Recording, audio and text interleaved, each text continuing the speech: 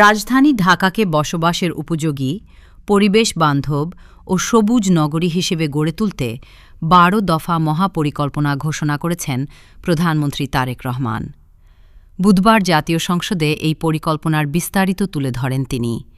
ঢাকাকে ক্লিন ও green city করতে city corporation ও পরিবেশ অধিদপ্তরের সমন্বয়ে নেওয়া হচ্ছে নানা উদ্যোগ।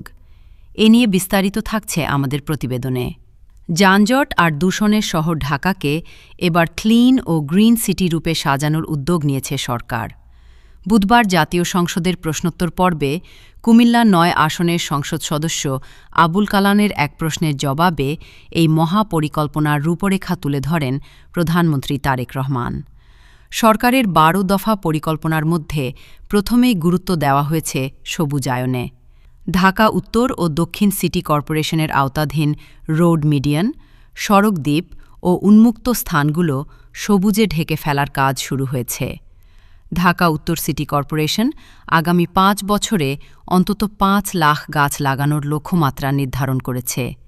বাদ যাচ্ছে না মেট্রো রেল এবং এলিভেটেড এক্সপ্রেসওয়ের নিচের খালি জায়গাও।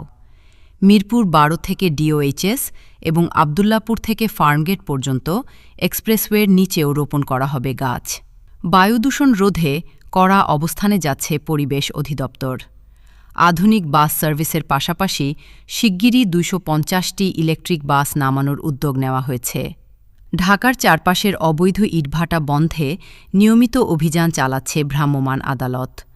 সাভার উপজেলাকে ডিগ্রেডেড এয়ারশেড ঘোষণা করে সেখানে ইটভাটা ও খোলা জায়গায় বর্জ্য পোড়ানো নিষিদ্ধ করা হয়েছে। অন্যদিকে নদী ও খাল বাঁচাতে তরল বর্জ্য নির্গমনকারী প্রতিষ্ঠানগুলোতে ইটিপি স্থাপন বাধ্যতামূলক করা হয়েছে। ইতোমধ্যে ২৪৮টি প্রতিষ্ঠানে ইটিপি বসানো হয়েছে, যা রিয়েল টাইম ক্যামেরার মাধ্যমে পর্যবেক্ষণ করা হচ্ছে।